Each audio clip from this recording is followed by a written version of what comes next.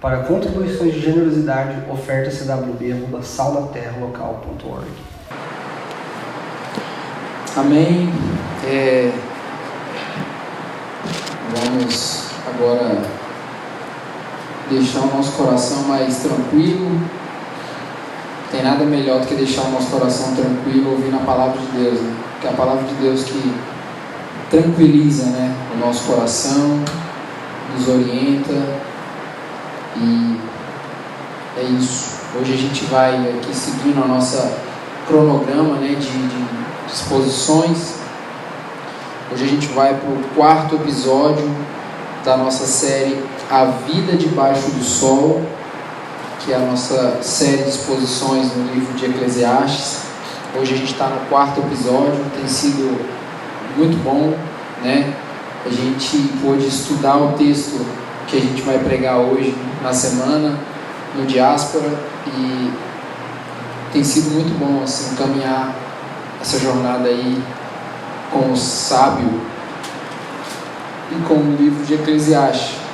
Então, hoje a gente vai finalizar o capítulo 3 e iniciar o capítulo 4, tá bom?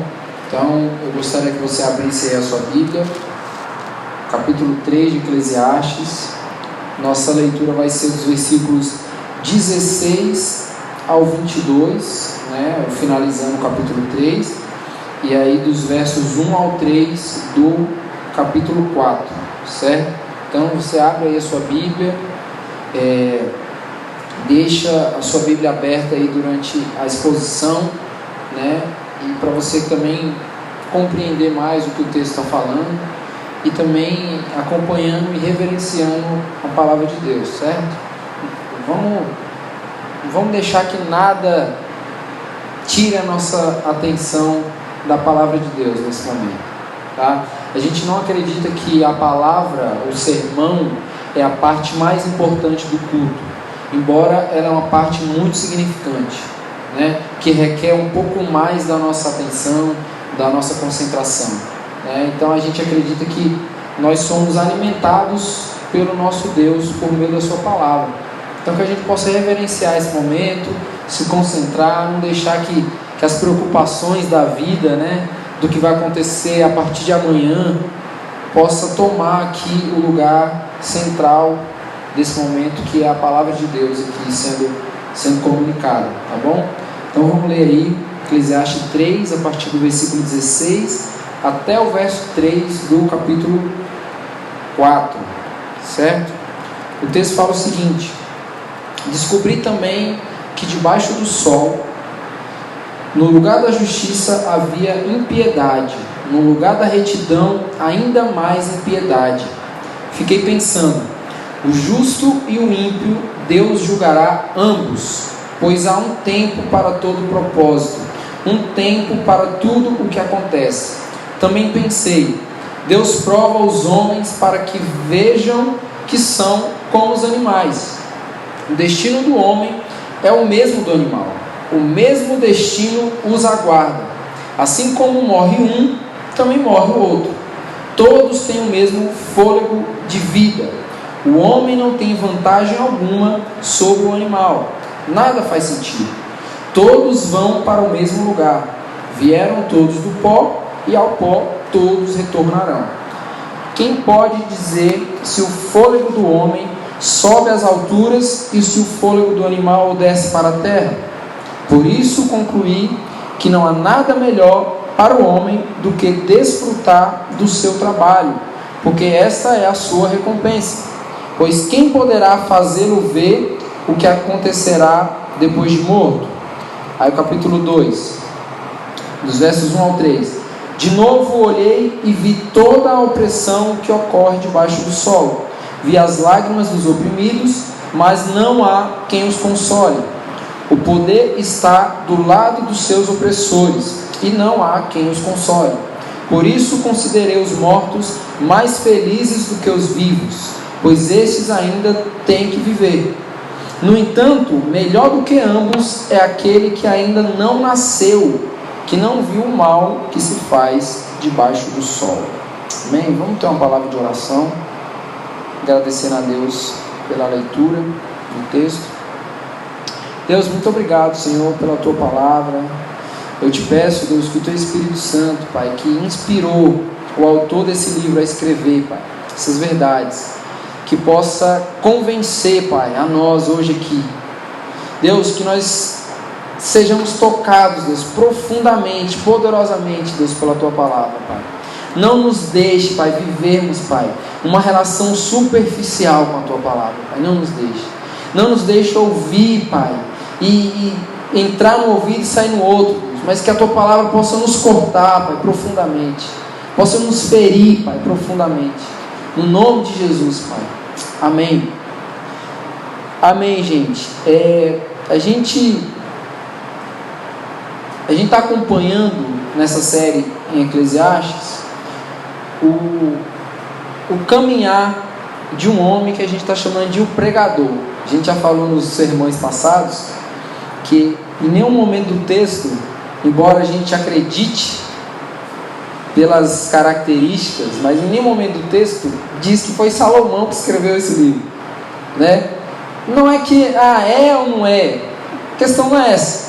A gente se apega ao que o texto diz. Então a gente está chamando esse autor de o pregador, que é o que o texto diz que ele é. O pregador, filho de Davi, rei em Jerusalém. E a gente está acompanhando a forma que esse pregador está analisando a jornada da vida, né? O texto diz que o pregador ele analisa a vida debaixo do sol, ou seja, ele observa o mundo e a partir disso, inspirado pela sabedoria divina, ele instrui o povo de Deus em relação a tudo que ele está vendo, né? A gente sabe que Eclesiastes, né, é a palavra pregador, né? Então o pregador ele está pregando para a eclésia, para a igreja, certo? Então ele está observando o mundo e a partir dessa observação ele está instruindo a igreja, o povo de Deus, certo? Diante de tudo que ele está vendo. E aí a gente percebe que algumas coisas são centrais na escrita, no argumento do pregador, até a essa altura aqui do livro, né? Até o capítulo 3 e capítulo 4 aqui que a gente chegou. O pregador, ele sempre se refere ao mundo, à vida terrena, como o que acontece debaixo do sol. Isso é interessante, a maneira como ele observa, de analisar o mundo e chamar isso como o que acontece debaixo do sol. Essa expressão é interessante porque não é só poética, bonita, para se referir ao mundo, à vida terrena, né? A vida debaixo do sol, parece que é uma coisa mais poética, mais bonita, para dizer que é a vida no mundo, né? É muito mais do que isso aqui, o argumento do pregador, porque de certo modo ele está fazendo uma separação naquilo que se vive na terra, né, na esfera terrena, nessa esfera passageira, e no que de fato é a realidade eterna da vida na Nova Jerusalém. Percebe que há uma separação? Quando ele chama o mundo de a vida debaixo do sol, ele está fazendo uma separação do que se acontece, ou seja, o céu é esse limite onde as coisas aqui nessa terra acontecem e não podem superar essa margem. Então ele está fazendo a separação. Aqui é a vida debaixo do sol. Não é a mesma perspectiva da vida na Nova Jerusalém. Então tudo que ele está observando são as coisas passageiras dessa vida terrena. Verdadeiramente, a vida debaixo do sol é completamente diferente da vida acima do sol, né? Da vida que é nas mansões celestiais, como a palavra de Deus vai falar, é totalmente diferente. Então, na verdade, o pregador, ele está avaliando o que ele tem avaliado, e é o que a gente vai falar hoje aqui, que é o que a vida debaixo do sol é uma vida áspera. Vocês viram que o tema do nosso sermão é a aspereza da vida. Ou seja, o pregador está observando que a vida debaixo do sol é uma vida áspera, é uma vida grosseira, é uma vida que é ríspida, uma vida ignorante, por assim dizer, né? É uma vida onde a sua superfície é irregular. Imagina uma estrada cheia de buracos. É uma estrada irregular, é áspero aquilo, entendeu? Essa é a maneira como o pregador tem enxergado a vida debaixo do sol. Uma vida fundamentada em algo áspero, em algo irregular, em algo, a superfície sem uma base, sem um fundamento sólido, né, regular, que possa dar uma boa base para a existência. É isso que ele está vendo aqui, certo? Então é uma vida áspera. A vida debaixo do sol é uma vida áspera, né? A vida onde todos os olhares se concentram em realidades passageiras só pode ser uma vida áspera. Imagina aí, nós gastamos a maioria do nosso tempo aqui nessa terra se envolvendo em coisas que vão acabar, que vão ter finalidades. O que o pregador está chamando isso? Uma vida áspera, uma vida sem fundamento, uma vida que não tem regularidade, certo? Uma vida disfuncional. Sabe qual é o problema de uma vida disfuncional? Você pode falar, mas qual que é o problema disso? O problema é que uma vida disfuncional é uma vida ofensiva ao plano de Deus. Só esse o detalhe. Se você achar que é pouco, aí fica com você aí. Por que é ruim uma vida assim? Só é ofensiva ao que Deus planejou para o ser humano. Tá bom assim? É isso que a gente está vendo, certo? Então agora pensando aqui nesse texto que a gente leu, que a gente estudou na quarta-feira no Diáspora, a gente não tem aqui, aliás, uma mudança de assunto em relação àquilo que a gente viu no domingo passado, né? O tema central do texto do domingo passado, que é talvez o texto mais conhecido de Eclesiastes, que é o capítulo 3, o início, né? Tudo ao tempo determinado, e há tempo para todo propósito debaixo da terra e tal, tudo mais. Então o tema daquele texto ali é tempo. Está falando sobre tempo. E aqui o texto que a gente leu hoje, ele não vai fugir desse tema do tempo, que a ideia de tempo continua presente aqui nesse texto, continua existindo aqui, como por exemplo no versículo 17, que a gente vai ver mais na frente. A gente pode ver também o conceito de tempo presente aqui na inversão, nas mudanças, na reviravolta da vida. Quando a gente pensa sobre a vida dando reviravoltas, mudando, isso é um conceito de tempo existindo, certo? Há um tempo para cada coisa. Então, se há mudanças na vida, se há reviravolta na vida, é porque o conceito de tempo está presente. Então a gente vai ver isso muito claro aqui no texto.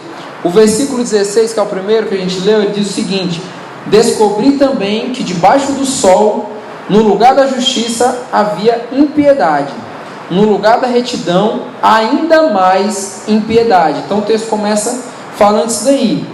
Aqui, gente, o pregador, ele utiliza duas palavras que são características do reino de Deus. O pregador está observando o mundo e ele tentou ver no mundo duas palavras que são muito características do reino de Deus, que é o que? Justiça e retidão. O que ele diz? Descobri que no lugar da justiça havia impiedade, ou seja, ele achou que tinha que ter justiça, mas foi que ele viu impiedade. Outra coisa que ele achou que devia ter era retidão, que também é um princípio, uma característica do reino de Deus. E o que foi que ele viu no lugar de retidão? Ainda mais impiedade, certo? Então, o reino de Deus comunica tanto justiça, como também comunica retidão. E nessa análise aqui da vida, o pregador, ele percebeu que o que orienta a vida debaixo do sol ou aliás, o que deveria orientar a vida debaixo do sol são os princípios do reino de Deus. Então ele viu que isso não é uma verdade. Ele viu que os princípios do reino de Deus não são as coisas que regem a vida debaixo do sol. As pessoas, os seres humanos que vivem, não vivem sendo orientados pelos princípios do reino de Deus. Por isso que a gente fala que o evangelho é contracultural. Por isso que a gente fala que a igreja é uma estrutura de contracultura nesse mundo. Por quê? Porque a gente vive sendo orientado pelos princípios do reino de Deus, que são contrários aos princípios que regem esse mundo aí. O que foi que ele viu que não há debaixo do sol? Nem justiça e nem retidão. Olhando o mundo, ele viu que o mundo não se atém a praticar a justiça e não se atém a viver em retidão. Só que mais do que isso, pelo contrário, o que ele viu no lugar dessas duas coisas foi muita maldade. Muita maldade. Ou seja, no lugar da justiça havia impiedade e no lugar da retidão ainda mais impiedade. Ou seja, muita impiedade. O que ele viu no mundo foi muita impiedade. Ou seja, muita maldade. Certo? Então aqui a gente já começa o texto entendendo que o pregador está dizendo que debaixo do sol a única coisa que é super vista, que está em ênfase, é a maldade. O mundo é mau. O que ele viu é isso. O mundo é mau. O mundo é áspero. O mundo é indigestível. É isso que ele está vendo aqui. É completamente o oposto da promessa do reino de Deus. O mundo está vivendo completamente na contramão do que é a promessa do reino de Deus, certo? Então, agora o pregador ele se atenta à importância do tempo, porque mesmo analisando tudo isso aqui e vendo que tudo isso é mal, né? Observando e vendo que é mal, ele consegue enxergar também o benefício do tempo. Porque afinal de contas aqui, tudo na terra obedece ao tempo. O que o texto diz?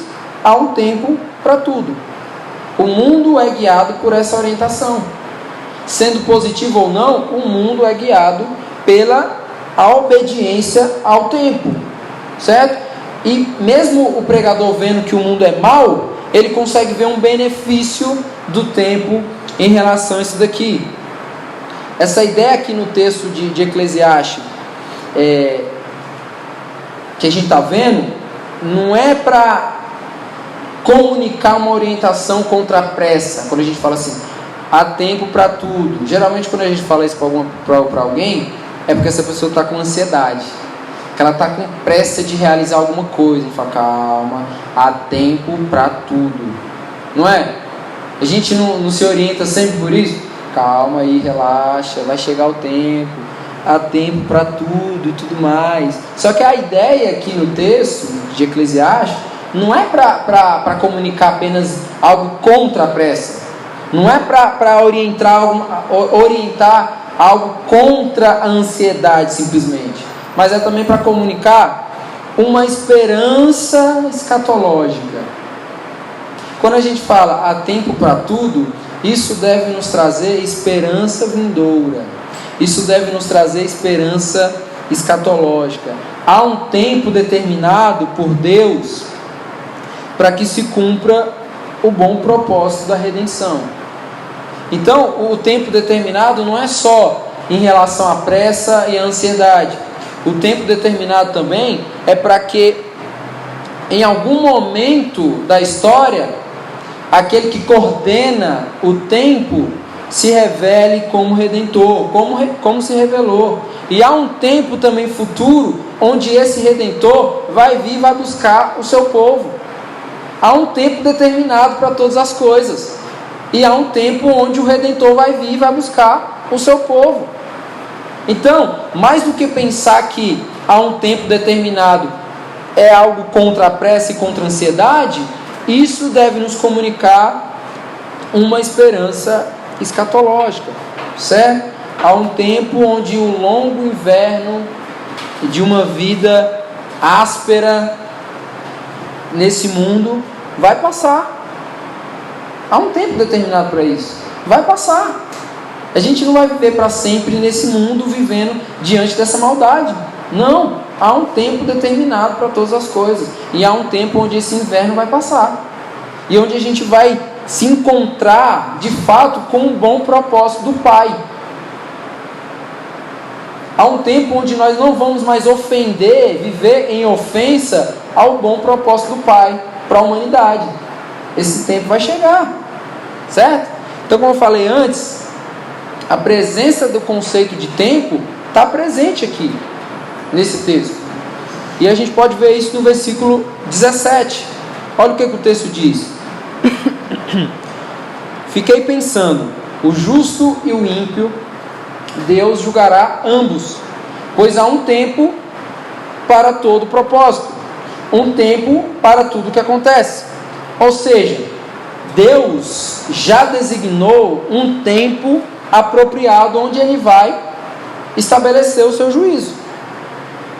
Se a gente acredita que Deus, Ele coordena o tempo e que nada foge do tempo, isso quer dizer também que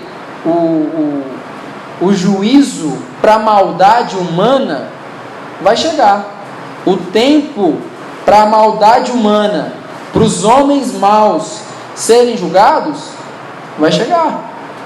Deus já designou um tempo apropriado onde Ele vai estabelecer o seu juízo.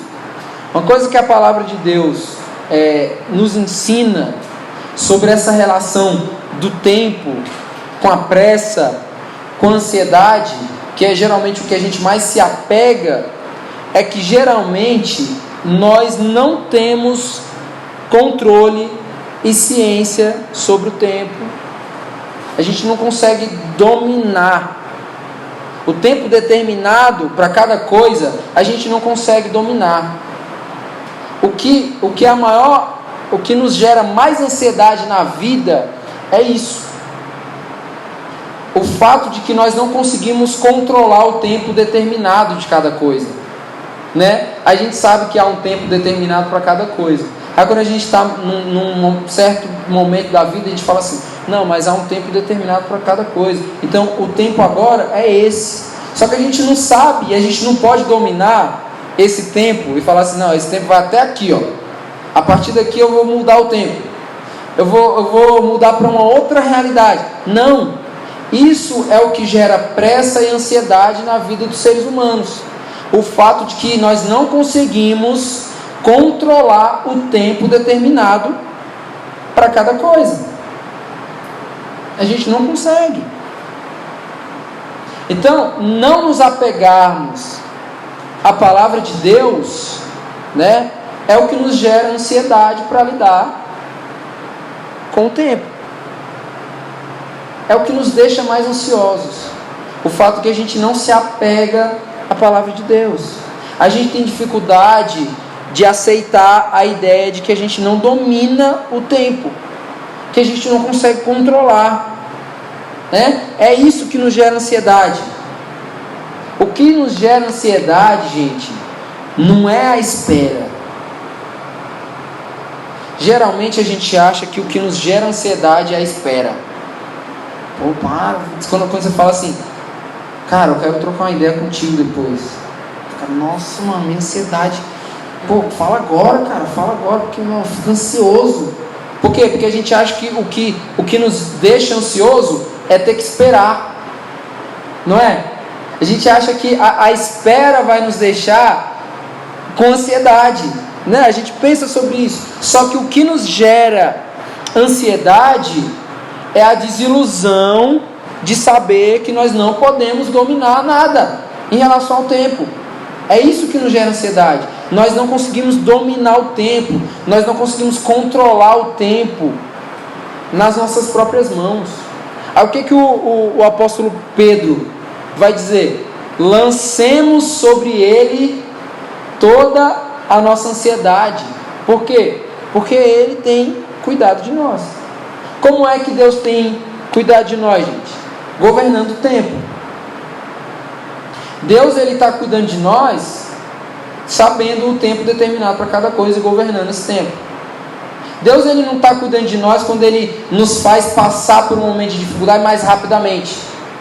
Ó, Deus foi cuidadoso, porque eu estava sofrendo, e aí se não fosse por Ele, eu ia sofrer ainda mais. E Ele remiu que o tempo, né? E aí eu sofri só um determinado tempo que foi menor. Não é isso. Deus sabe o tempo determinado para cada coisa. E se Ele governa o tempo que é determinado para cada coisa, Ele sabe a hora que começa e Ele sabe a hora que termina esse tempo. Ele não antecipa e nem atrasa. Certo? Não antecipa e nem atrasa. Entendeu? É igual quando a gente acha que entendeu alguma coisa de Deus. Deus falou comigo. E do nada a gente está vivendo contrário àquilo que a gente disse que Deus falou com a gente. Tá, mas peraí. Ou você não entendeu nada, está achando que Deus falou alguma coisa, né? Ou você está supondo que Deus muda de opinião, se antecipa ou atrasa. É ou não é? Então não é isso. Deus, Ele não faz isso. Deus, Ele cuida dos ansiosos governando o tempo. Porque os ansiosos, o problema do ansioso não é a espera. Não é que ele quer que Deus faça ele passar logo dessa fase. Não é isso. A questão do ansioso é que ele não consegue passar para outra fase. Ele não consegue diminuir, reter o tempo. Ele não consegue. Então Deus, quando nós nos lançamos as nossas ansiedades sobre Ele, o que a gente entende? Que Ele cuida de nós. Por quê? Porque Ele governa o tempo.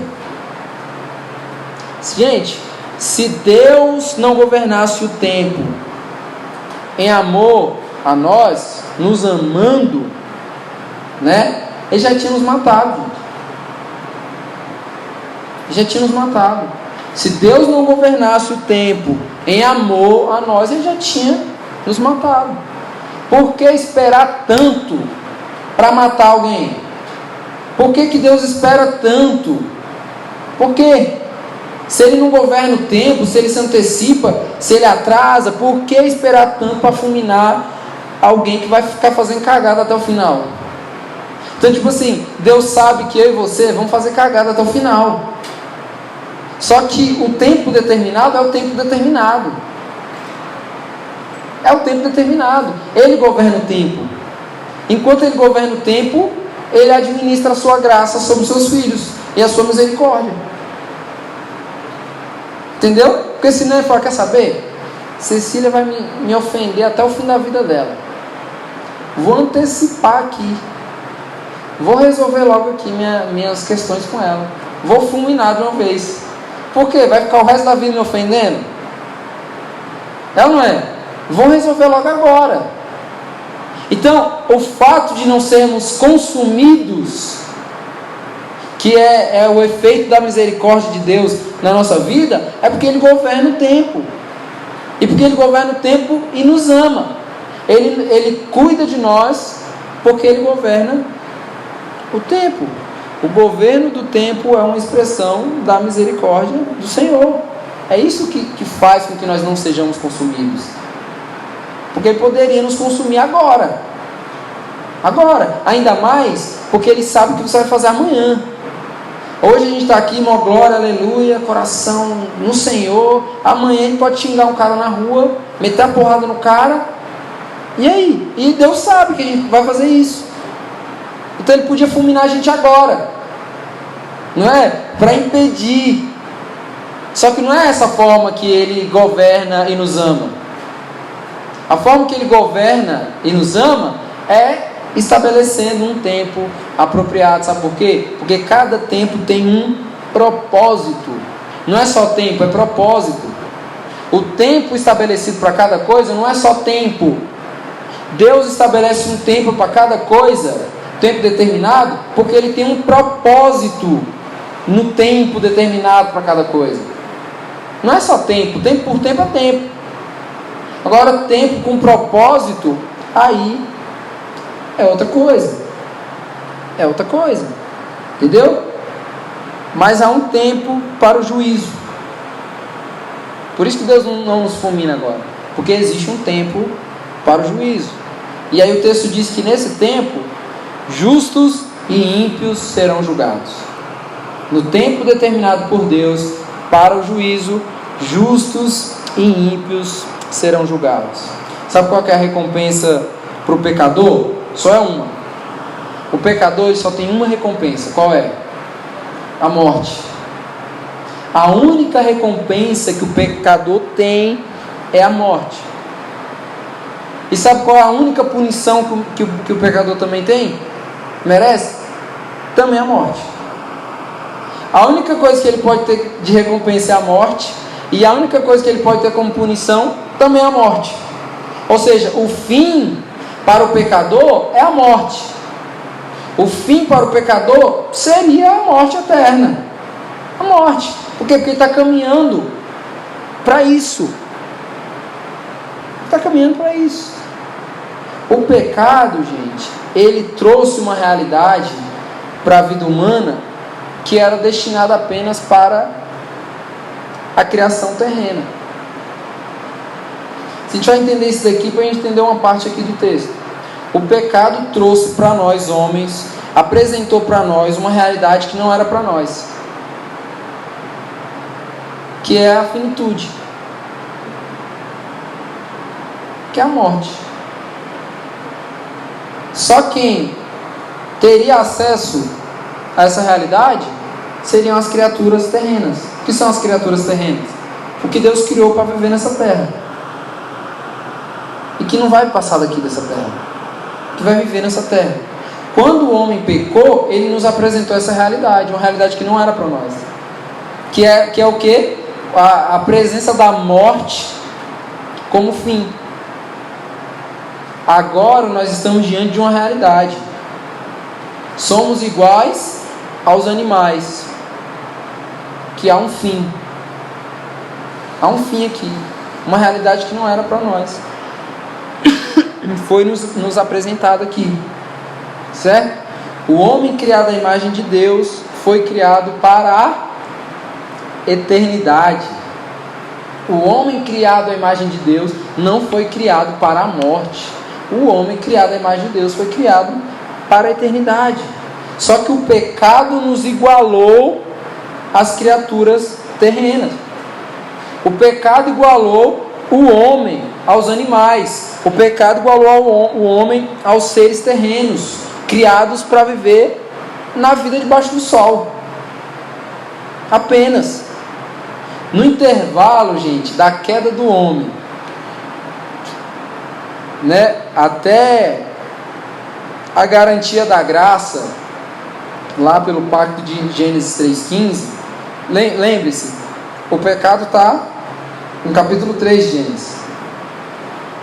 A solução para o pecado está 15 versículos depois da queda. Ou seja, a solução para o pecado é instantânea. Só que há um intervalo aí entre a queda e o estabelecimento da graça, do pacto de graça. Nesse intervalo aí, entre a queda e o estabelecimento do pacto da graça, lá em Gênesis 3,15, o homem estava se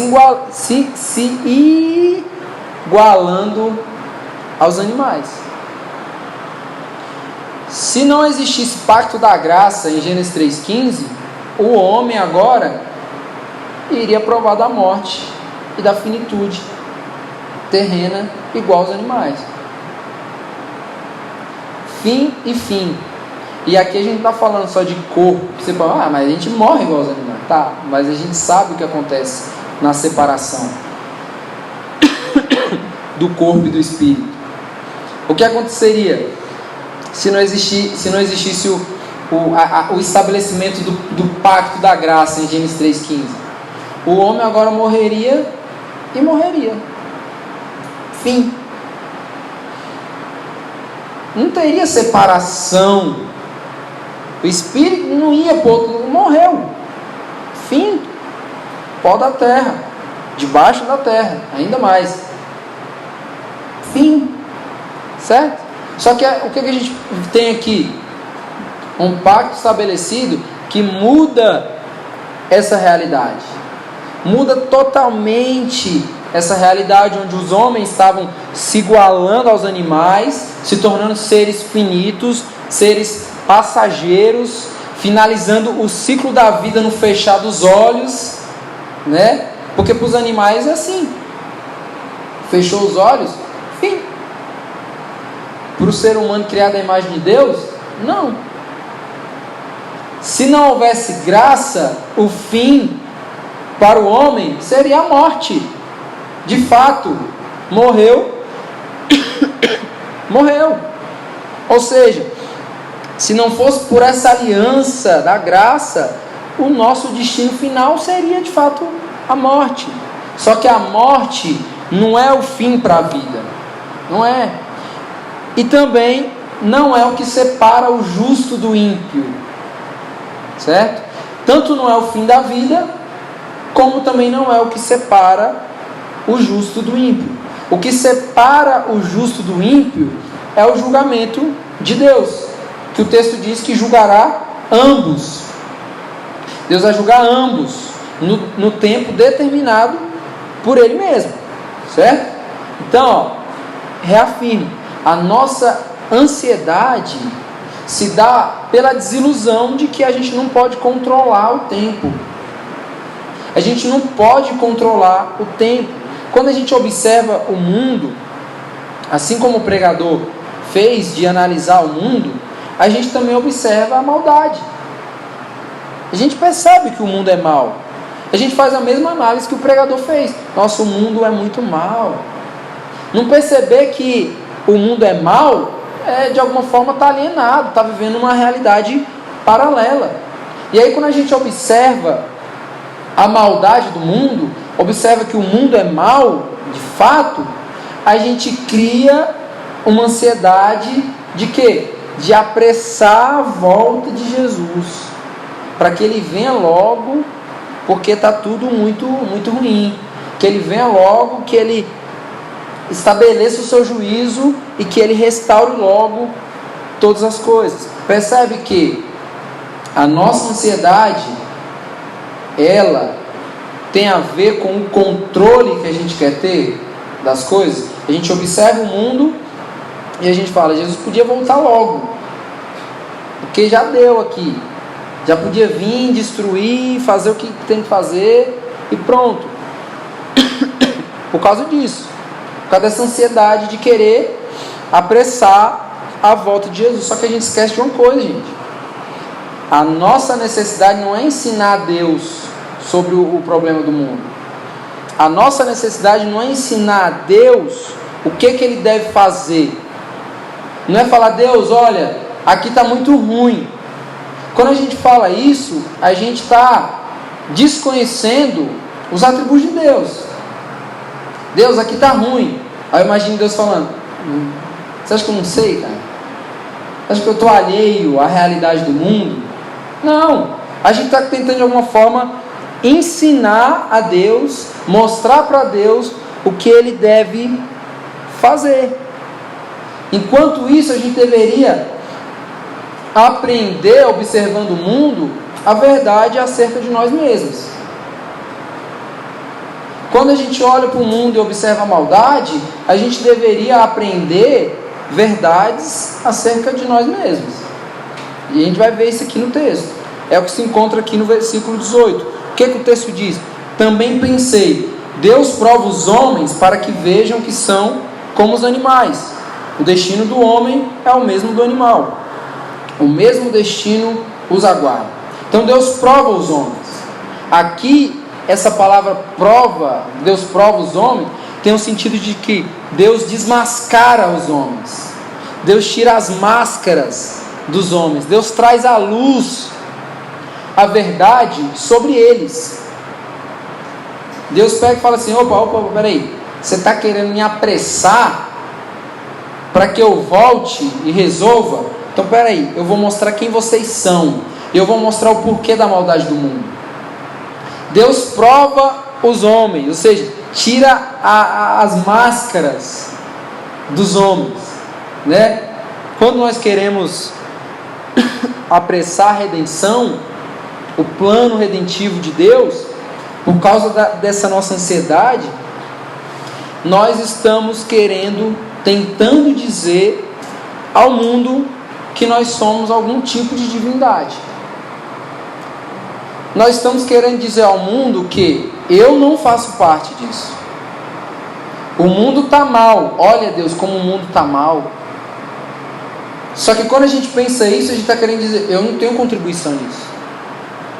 Eu não tenho nada a ver com isso daí. Né? Ou seja, nós estamos tentando mostrar que nós somos algum tipo de divindade. Que a gente supõe que nós sabemos o tempo determinado para todas as coisas e que a gente pode ditar o funcionamento de todas as coisas. A resposta de Deus para esse comportamento humano de querer ditar, de querer se colocar fora da atuação da maldade no mundo, a resposta de Deus é relembrar os homens que tudo isso foi conquistado com o próprio esforço humano.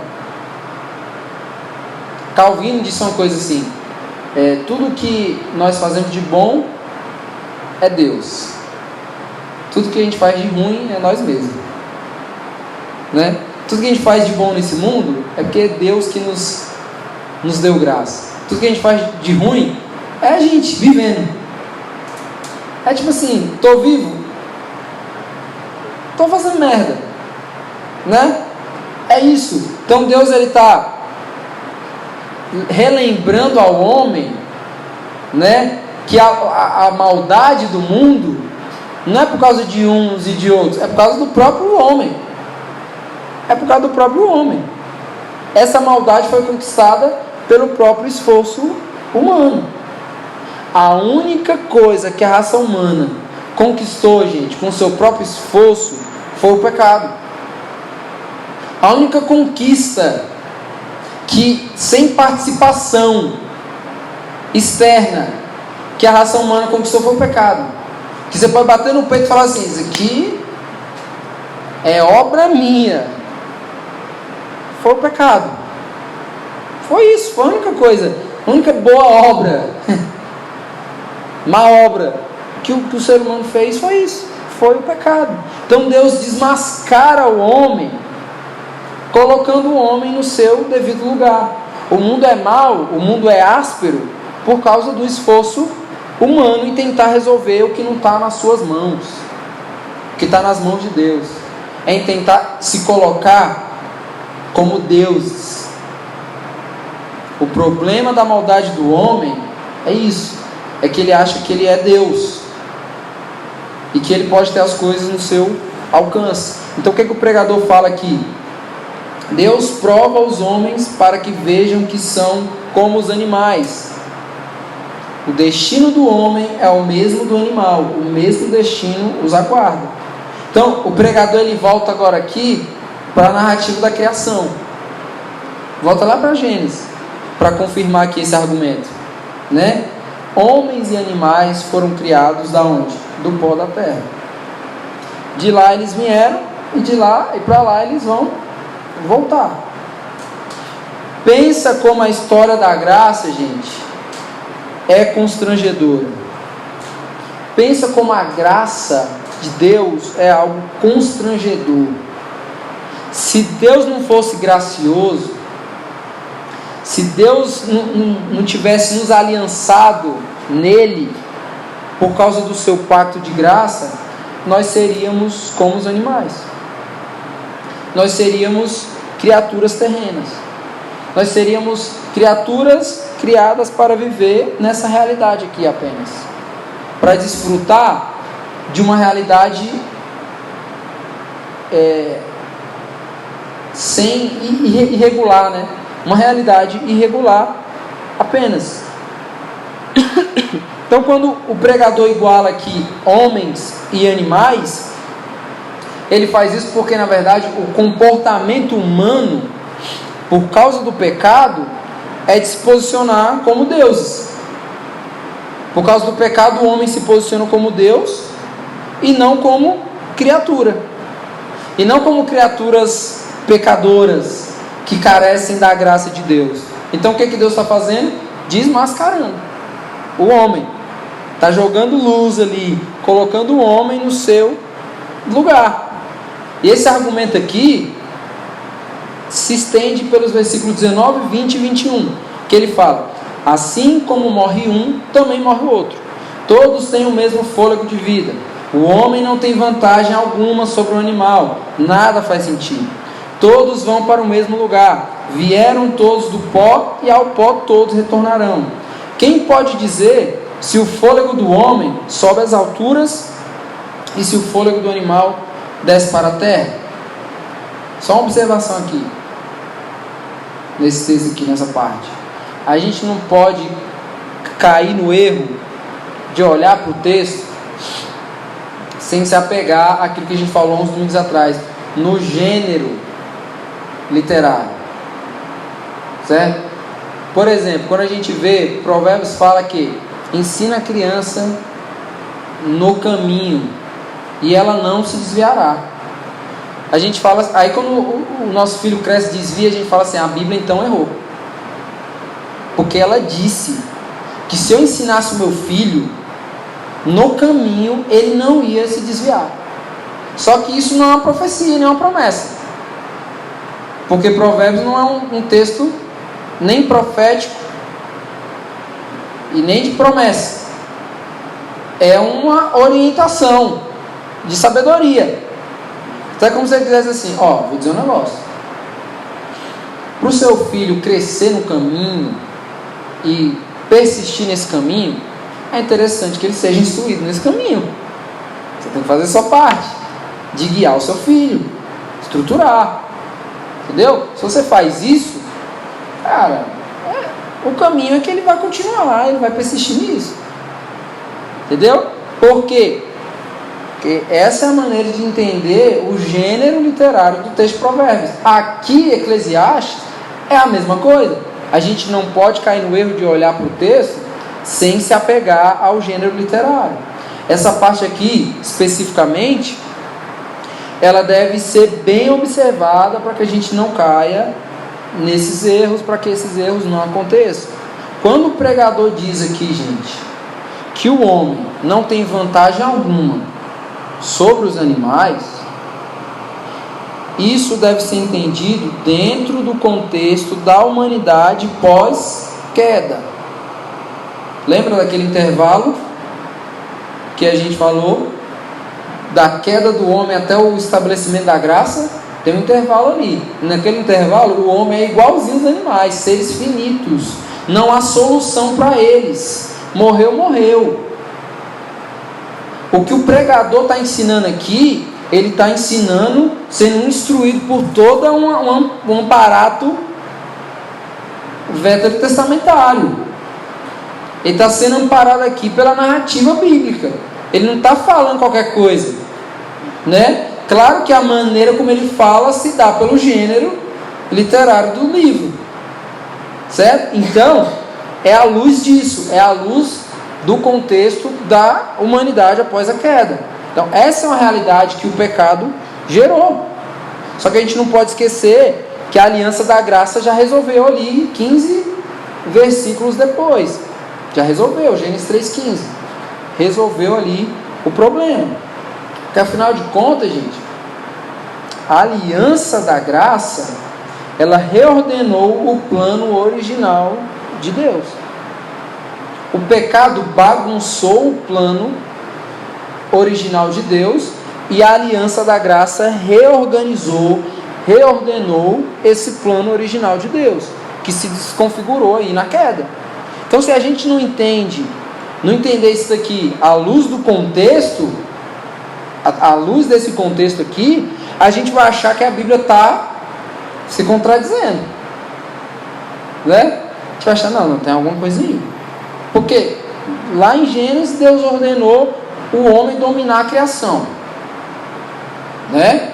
O homem superior à criação, criatura superior ali o restante da criação, né? E aí agora, nesse contexto aqui, o homem está sendo diminuído a uma outra esfera e se igualando agora à criação. Então, à luz desse contexto. Então, quando o pregador ele diz que o homem não tem vantagem alguma sobre o animal, ele está se referindo ao domínio do tempo. Ele está se referindo à presunção do homem de querer dar um outro destino para ele mesmo. Certo? Então o que ele fala? Olha, quanto a isso, vocês são iguais aos animais. Vocês não têm vantagem nenhuma em relação aos animais. O animal não pode gerir o tempo. Vocês também não. Vocês não têm vantagem nenhuma em relação a eles. Entende o que ele está querendo dizer aqui? Vocês são iguais nesse sentido. Só que ele continua. No argumento dele, o destino é a morte mesmo. O ser humano, enquanto matéria, ele não tem vantagem nenhuma sobre os animais. Nenhuma. Por quê? Foram criados do pó e vão retornar para o pó. No versículo 21, quando ele finaliza o argumento,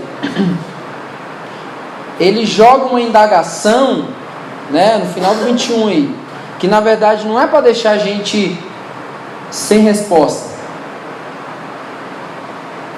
Não é essa. A própria palavra de Deus vai nos dar a resposta, né? O que ele diz no final do 21?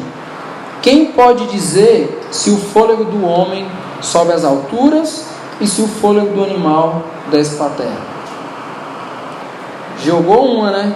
O pregador falou: quem garante, quem foi que disse que quando o homem morre, o fôlego dele sobe, enquanto o fôlego do animal, quando morre, desce? Quem é que garantiu isso? Quem foi que falou isso? É uma indagação que parece que ele está questionando, né? E parece que ele está deixando sem resposta. Só que essa indagação, ela se encontra respostas, aliás, em alguns trechos da própria palavra de Deus. Eclesiastes 12:7 fala assim: o pó volte à terra, de onde veio, e o espírito volte a Deus, quem o deu. Isso aqui responde à indagação do pregador.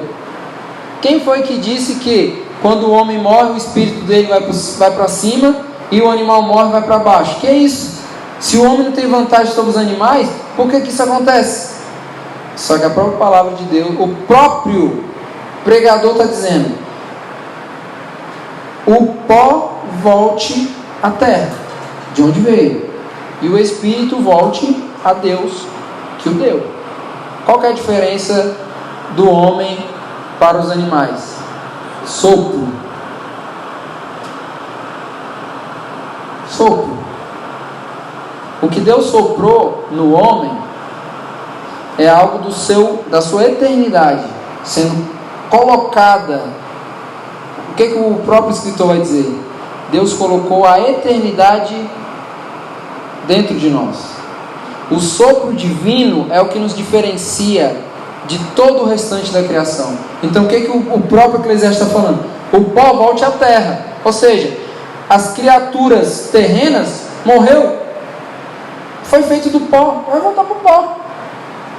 Vai voltar para o pó. Agora, o Espírito, que é o que acontece por meio do sopro de Deus, volte a Deus, que o deu. Que o deu. Salmo 104, 29 diz o seguinte: quando escondes o rosto, entram em pânico. Quando lhes retiras o fôlego, morrem e voltam ao pó. Está entendendo? Quando tira o fôlego da criação, morre e volta ao pó. Quando tira o fôlego daquele a qual o próprio Deus deu espírito, o espírito volta a Deus, vai para Deus. Então a questão aqui que o pregador indagou não é dúvida nenhuma biblicamente. A palavra de Deus já tem a sua resposta aqui. Então aqui a gente tem a verdade bíblica sobre a origem do homem, sobre como o homem deixou de ser estátua e virou ser a imagem de Deus. Ser a imagem de Deus. O homem, gente, é a única parte da criação que recebe sopro de Deus em suas narinas e passa a existir. Então, na morte, o fôlego do homem sobe às alturas, enquanto o fôlego dos animais desce para a terra. Então, o pregador ele não está confuso também, teologicamente, né, quando ele está com essa indagação, porque ele mesmo deu a resposta mais na frente, no capítulo 12. Né? Na verdade, aqui, essa indagação do pregador, ela está se dirigindo como uma forma de repreender os homens que, sem entendimento, sem sabedoria, né, orientada pela palavra de Deus, estão se posicionando em um lugar de soberba, estão se posicionando em um lugar de divindade. Gente, em todo momento o pregador está falando para os homens que querem ser Deus. Todo momento desse texto aqui, o pregador está se dirigindo para os homens que estão se posicionando em um lugar de soberba diante da vida. Por isso que ele cita a comparação do homem com os animais, por isso que ele gera essa indagação aí, que aparentemente fica sem resposta. É isso que ele está falando, ele está falando com os homens que estão se posicionando em um lugar que não são, né? Homens que estão se posicionando em um lugar de soberba, né? A maldade do mundo é fruto da injustiça, da impiedade e da tortuosidade dos homens. O mundo é mau por causa de mim, você, os que estão lá fora, ímpios e justos. O que o texto diz? Que Deus vai julgar ímpios e justos. Em um tempo determinado por Ele, o propósito dele gerar esse tempo é que Ele vai chegar e vai julgar ímpios e justos. Vai julgar. Por quê? Porque a maldade do mundo não é culpa dos ímpios. A maldade do mundo é culpa dos homens, ímpios e justos. Isso nos responsabiliza ainda mais a compreender que os valores do reino de Deus não são vividos por nós que cremos no reino de Deus aqui nessa terra. A gente não vive em busca de justiça, a gente não vive em busca de retidão, que são as duas características que o pregador viu no mundo que não tinha. O que ele diz? No lugar da justiça eu vi o quê? Impiedade. Por que ele falou isso? Porque para ele o mundo tinha que ter justiça, porque é um mundo criado por um Deus justo. O que ele queria que existisse no mundo? O que seria óbvio? Justiça. Um mundo criado por Deus tem que ser um mundo onde as pessoas vivem em retidão. Olha o que foi que ele viu? No lugar da justiça, impiedade. No lugar da retidão, ainda mais impiedade. Por quê? Por causa dos homens. Todos os homens. Até o pastorzão lá, fulano, até ele. Todos os homens. Só que isso não vai ficar sem resolução, porque no tempo determinado por Deus Ele vai julgar os ímpios e os justos. Ele vai julgar.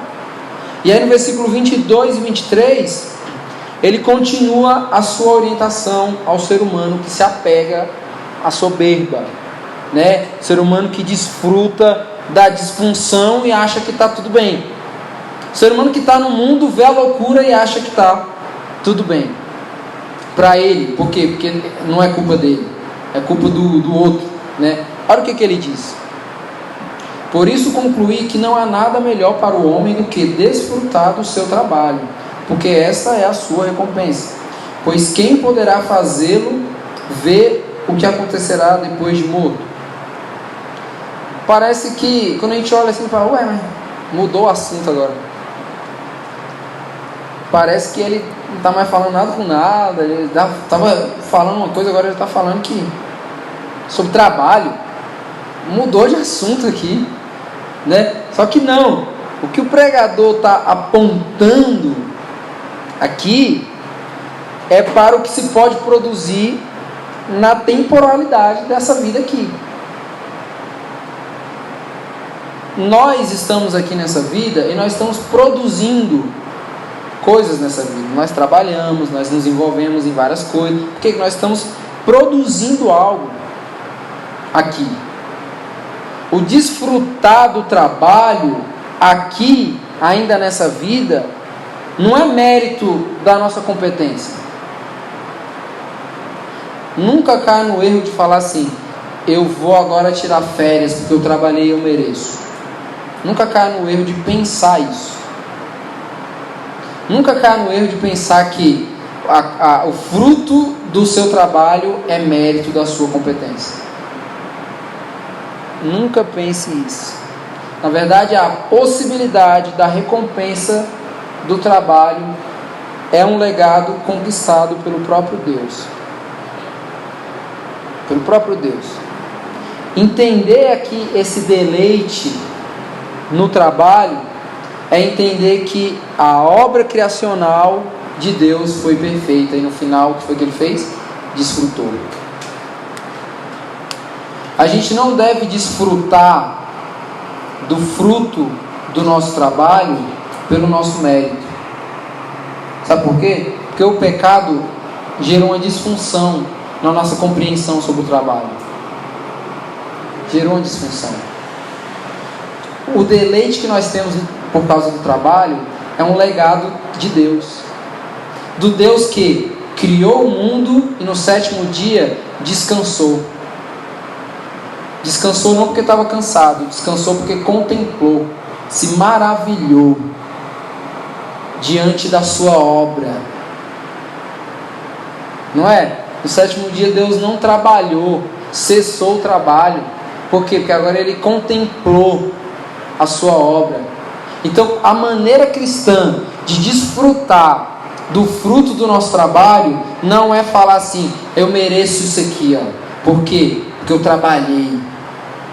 Não é isso. É contemplar o legado do próprio Deus ali. É tipo assim: poxa, eu posso agora desfrutar disso daqui por causa da graça de Deus. Não porque eu mereço, não porque eu trabalhei, me esforcei, fiz isso, fiz aquilo, me capacitei, fiz um curso, por isso que eu sou bom, por isso que eu ganho dinheiro, por isso que é isso, por isso. Não é nada disso. Se a gente não compreender que o deleite do nosso trabalho se dá por observar Deus no sétimo dia, contemplando a sua boa obra, se maravilhando, a gente vai se achar como esses homens aqui que o pregador está se referindo. Homens que estão se posicionando em um lugar de soberba, que acham que são Deus, e acham que pode dominar o tempo, que acham que pode dominar todas as coisas. Agora faz sentido, porque o pregador do nada está falando de trabalho para esses caras. Agora faz sentido. A possibilidade da recompensa que nós podemos ter do trabalho é um legado que é conquistado pelo próprio Deus. Quando a gente entende isso, esse deleite, a gente entende o que é a obra de Cristo, a gente entende a obra perfeita de Cristo.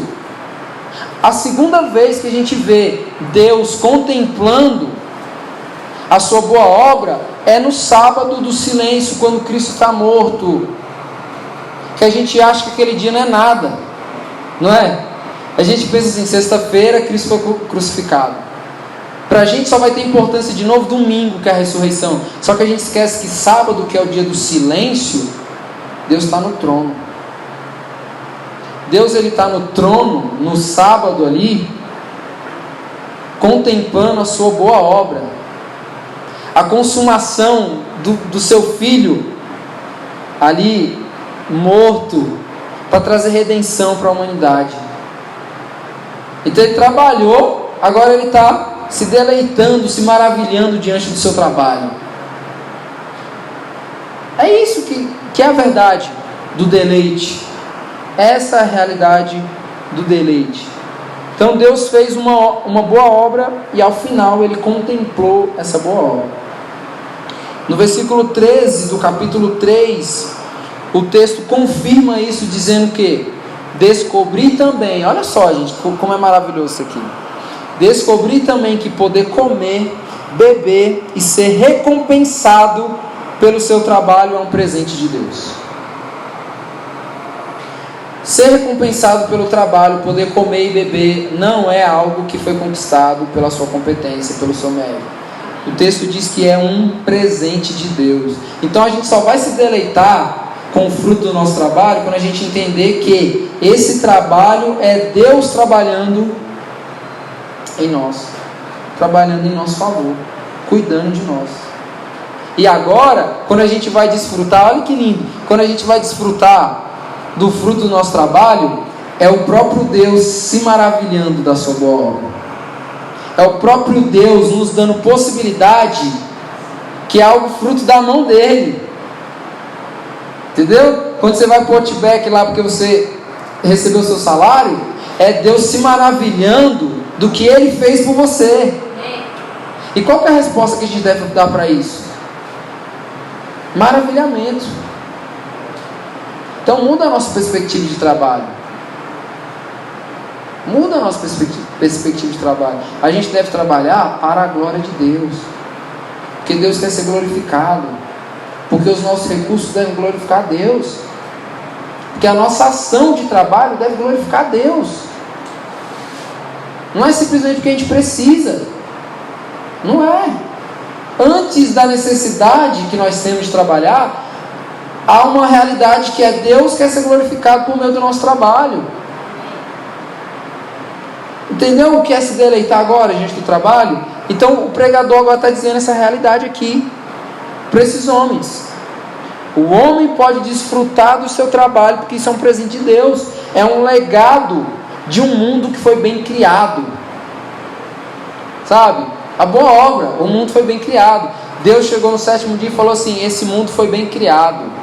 Ele pode bater na mesa e falar assim: esse mundo foi bem criado, observe agora, contemple, se maravilhe agora diante dessa realidade, um mundo bem criado, para agora para os filhos de Deus desfrutarem da boa criação de Deus.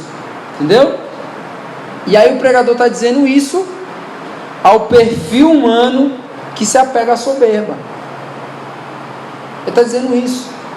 Nós não veremos o fruto do nosso trabalho na posteridade, depois da nossa morte, né?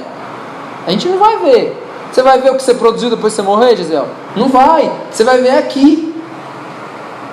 Você não vai ver na posteridade. A gente vai ver aqui. Mas isso, gente, não deve nos causar algum tipo de decepção, ou de, poxa, está vivendo aqui, produzindo, não vamos levar, né? Não é uma visão pessimista da coisa. Pô, não vou ver o fruto do meu trabalho, vou morrer. A ideia disso daqui é a ideia do legado. Na verdade, o legado do nosso trabalho aqui nessa vida passageira, né, nessa vida debaixo do sol, deve ser para contribuir para uma consciência de eternidade. Então, se nós estamos aqui agora, a gente deve produzir um trabalho que gere consciência de eternidade nas pessoas, e não que gere uma compulsão para uma vida aqui nessa terra. A gente não deve trabalhar para produzir algo que gere nas pessoas ansiedade. O nosso trabalho aqui, isso não é determinado tipo de trabalho, todo trabalho que a gente possa produzir aqui nessa terra é para gerar nas pessoas uma consciência de eternidade e não de vida passageira. Entendeu? Não é para a gente gerar um monte de rico, gente que vai se formar, que vai fazer isso, vai fazer aquilo, e que vai ficar vivendo aí igual uns loucos,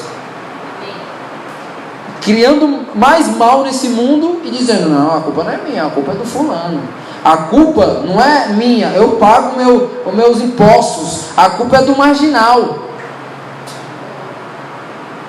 Não é isso que a gente faz? Por quê? Porque as pessoas não têm vivido nessa vida aqui na perspectiva dos valores do reino de Deus.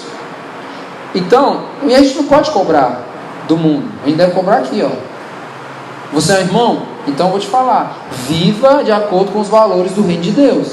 Então viva por justiça nesse mundo e viva em retidão. Se você é um patrão, dê dignidade para os seus funcionários, para que eles vivam aqui nessa vida, não para enriquecer e viver igual tolos aqui, mas para que eles vivam com a perspectiva de eternidade. Entendeu? Para isso a gente precisa mudar a nossa mentalidade sobre o trabalho. A gente precisa mudar, né? A gente precisa mudar, certo? Indo aqui para a parte final, os versículos 1, 2 e 3 do capítulo 4 diz o seguinte: de novo olhei e vi toda a opressão que ocorre debaixo do sol, vi as lágrimas dos oprimidos, mas não há quem os console. O poder está do lado dos seus opressores, e não há quem os console.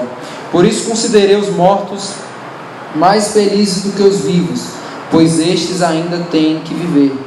No entanto, melhor do que ambos é aquele que ainda não nasceu, que não viu o mal que se faz debaixo do sol. Aqui, gente, o pregador ele retorna para o começo do argumento dele lá no início do texto. Em um mundo mau, em um mundo ausente de justiça, em um mundo ausente de retidão, ele coloca para fora aqui o ápice da sua melancolia em todo o livro. Isso aqui é a parte mais tensa de todo o livro de Eclesiastes, certo? É a parte mais tensa. Você pode ler o livro todo, você não vai ver algo mais tenso do que esses 3 versículos aqui, inicial do capítulo 4. É a parte onde ele coloca para fora toda a sua amargura, toda a sua tensão, de acordo com o que ele está vendo no mundo, certo? Esse texto que revela o sentimento mais profundo que o pregador disse até aqui e disse em todo o seu texto. Observe também que essa realidade se dá pelo exagero da forma como ele fala. É uma fala exagerada dele, né? Mas é a maneira como ele conseguiu expressar o seu sentimento, por meio do exagero aqui da fala, né? Aqui ele se apega a falar sobre um mal terrível que ele viu nesse mundo áspero. Qual foi esse mal terrível? A maldade e a opressão presente no mundo. O mal terrível que o pregador viu no mundo foi a opressão. Sabe por quê? Porque ele esperava do mundo um mundo justo e reto. O que ele viu em toda essa expressão de maldade? Opressão. A maldade da opressão, observada aqui por ele, eram tão profundas, que ele se recusa a citar os tipos de opressão, né? Ele poderia ir dizendo: eu vi opressão nisso, eu vi opressão naquilo, eu vi opressão naquilo. Ele se recusa a citar de tamanha opressão que ele viu no mundo, e ele se detém em apenas uma única frase. Olha o que ele fala: vi as lágrimas dos oprimidos, mas não há quem os console. O que ele está dizendo? Eu vi muita opressão. Eu vi tanta opressão que eu não quero nem ir citando os exemplos. A única coisa que eu posso dizer para vocês é que eu vi as lágrimas dos oprimidos, mas não há quem os console. Não há quem os console. Foi isso que ele viu aqui. Aqui nessa frase, ele está resumindo o mundo como uma morada de crueldade, como um lugar, uma habitação da crueldade. O mundo é cruel, um mundo incapaz de estender consolo, um mundo incapaz de consolar, uma realidade incapaz de consolar aqueles que estão oprimidos. E aí ele segue dizendo: o poder está do lado dos seus opressores, e não há quem os console. Então percebe aqui como ele passou o texto todo se dirigindo aos homens que estavam se posicionando em um lugar de soberba, né? Passou o texto todo falando sobre eles, os homens que estavam tentando se mostrar como divindades, né? E que ele alfineta os caras dizendo que eles são, na verdade, como animais. Tudo isso faz muito sentido. Tudo isso aqui faz muito sentido. Porque a soberba da vida mais aproxima os homens da terra do que das alturas. Lembra? O fôlego dos homens. Quem disse que o fôlego dos homens vão para cima e o fôlego dos animais vão para baixo? Quem foi que gerou essa ideia? Quem foi? Aqui ele percebe que a soberba mais caracteriza quem vai ter o seu fôlego para baixo, ou seja, vocês são como animais, do que como homens criados à imagem de Deus, que vão ter o seu fôlego, o seu espírito retornando a Deus. A Deus. Mais se aproxima aos homens da terra do que das alturas. Então isso revela o quê? O caráter. Se revela no caráter. Aqui não há uma coincidência na frase que ele utiliza aqui: o poder está do lado dos seus opressores. Não há uma coincidência aqui, porque na verdade o poder é o que mais rapidamente desenvolve o hábito da opressão. O poder é o que gera mais rapidamente no homem uma habilidade e um anseio, mesmo que inconsciente, de ser um opressor. É o poder. Então ele fala: o poder está do lado dos seus opressores. Tipo assim, é óbvio. E aí ele repete a frase que ele usou na primeira sentença: e não há quem os console. Ou seja, não há consolo. E aí os versículos finais revelam que a máxima da tristeza dele no que ele viu no mundo: por isso considerei os mortos mais felizes do que os vivos, pois estes ainda têm que viver. No entanto, melhor do que ambos é aquele que ainda não nasceu, que não viu o mal que se faz debaixo do sol.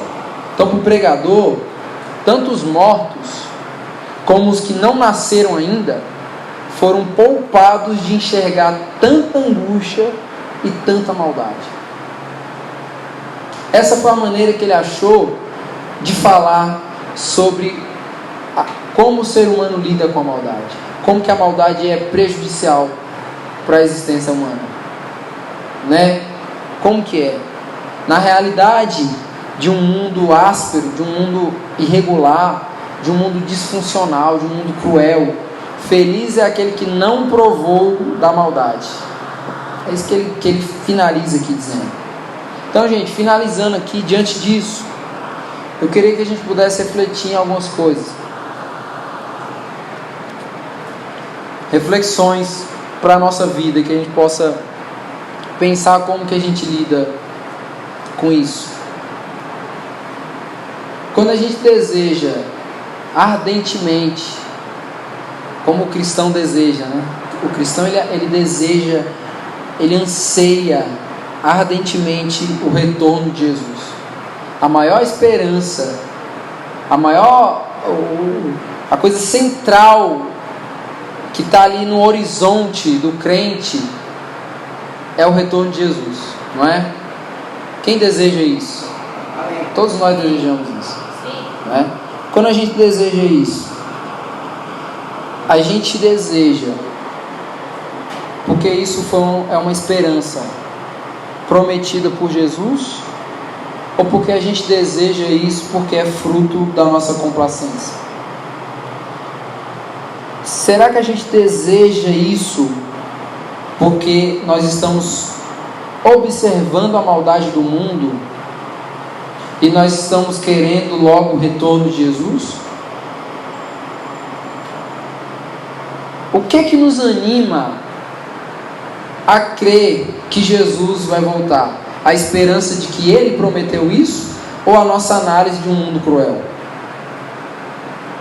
A gente está esperando a volta de Jesus porque a gente está cansado do mundo? Ou porque nós estamos esperançosos na promessa? A gente precisa pensar sobre isso. Porque vez ou outra a gente fala assim: eu não aguento mais esse mundo, Jesus poderia voltar logo.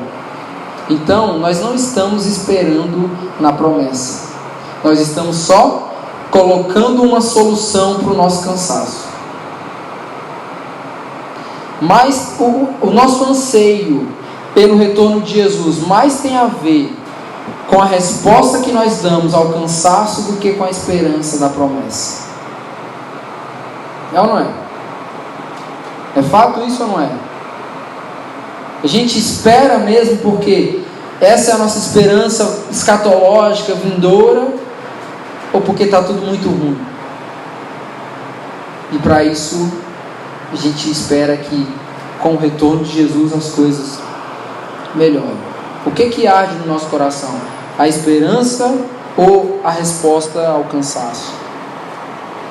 O que arde? Né? Nosso desejo pela Nova Jerusalém é para que a gente se livre de um mundo cruel, ou porque foi prometido para nós uma morada celeste? A gente está fugindo de um lugar, ou a gente está esperando uma morada que nos foi prometida? Qual que é a nossa expectativa para o retorno de Jesus? Cansaço ou alegria? Cansaço ou esperança? Qual que é o motivo da gente esperar? Se a gente se ater só à esperança, isso é suficiente para nós? Ou a gente precisa de uma dose de maldade aqui na nossa vista, para que a gente ache que a gente tem esperança no retorno de Jesus? Isso é uma coisa para a gente refletir. Será que a gente tem se poupado a viver intensamente aqui essa vida, deixando algo de legado? Será que a gente está se poupando de viver aqui pelo medo de ver esse mundo mal? Às vezes a gente está deixando de contribuir para o bem do mundo porque a gente vive uma vida pessimista. Por causa da maldade do mundo, na qual nós temos contribuição, nós deixamos de contribuir para um aspecto de bondade. E nós deixamos de permitir que outras pessoas sejam impactadas pelo poder do Evangelho, por causa do nosso medo. Então, se você conseguisse responder essas perguntas, essas reflexões aqui, você vai ter a resposta de qual que é a expectativa que você tem de viver na eternidade. Qual que é a expectativa que nós temos de viver na eternidade? Se é pela esperança ou se é pelo cansaço de viver em um mundo mau, né? Que se mantém mal por causa do nosso próprio esforço, que é ainda pior, né? E aí, para assegurar isso no nosso coração, na verdadeira esperança, eu queria deixar só um versículo aqui, nas palavras do próprio Jesus, que diz o seguinte: venham a mim todos os que estão cansados e sobrecarregados, e eu darei descanso a vocês.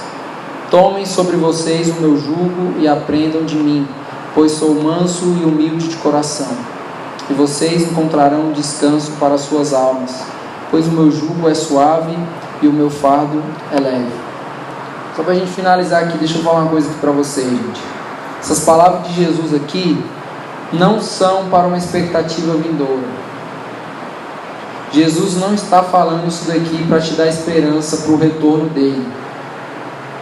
Jesus não está te dizendo isso, te garantindo que você vai descansar nele quando ele voltar. O que Jesus está falando aqui é para uma realidade aqui e agora. Não é para uma realidade na eternidade. Jesus, ele não nos promete um lugar de descanso que não seja nele mesmo. Então, a esperança vindoura, a esperança do retorno de Jesus, assegurada por ele, não é como resposta ao cansaço da maldade desse mundo. Não é. Jesus, ele já nos assegura um lugar para a gente se desfazer das nossas malas pesadas, para a gente se desfazer das malas cheias de amargura, de angústia, de cansaço. Ele já nos garante isso hoje, aqui e agora. Isso daqui não é uma realidade para o céu, isso aqui é uma realidade para a vida cristã. Venham a mim, vocês estão cansados. se vocês estão cansados, sobrecarregados, venham a mim. O céu não é para quem está cansado. Jesus é para quem está cansado. Ele nos garante um descanso nele. Aqui e agora. Ele já nos garante isso. Ele já nos garante tirar dos nossos ombros uma mala pesada, com um fardo pesado. Ele tira o fardo pesado, gente. Mas a gente não pode deixar de esquecer que Ele não tira o fardo, Ele só troca o fardo. Ele tira o pesado e coloca o dele, que é um fardo leve, que não deixa de ser fardo. Percebe que isso aqui é uma realidade para a vida cristã, não é uma realidade para o céu. Por que a gente vai precisar de um fardo leve no céu, gente? Diz para mim. Para que a gente vai precisar de um fardo no céu? Se Ele está nos garantindo um fardo leve em troca de um fardo pesado, Ele está nos garantindo uma vida de descanso aqui. Por quê? Porque o nosso descanso não é no céu, é nele. Ele é o nosso Shabá. Cristo é o nosso descanso. Está entendendo? Essa é a garantia para a nossa vida, gente. Se você está cansado, sobrecarregado, por causa desse mundo cruel, no qual você tem participação, descanse no Senhor. Seu descanso não é, não vejo a hora de Jesus voltar, onde eu vou descansar. Não. Descanse aqui e agora no Senhor, para que você possa entender o que é a vida na eternidade, para além dessa realidade de mundo cruel. Amém? Então, gente, eu quero que você faça a sua oração agora, pessoal, particular. Se o Espírito Santo de Deus te convenceu de algo nessa noite, por meio da tua palavra, você possa orar, possa colocar diante do Senhor. Se tem algo que você precisa reajustar com o próprio Deus, faça isso. Tire seu momento de oração. Amém?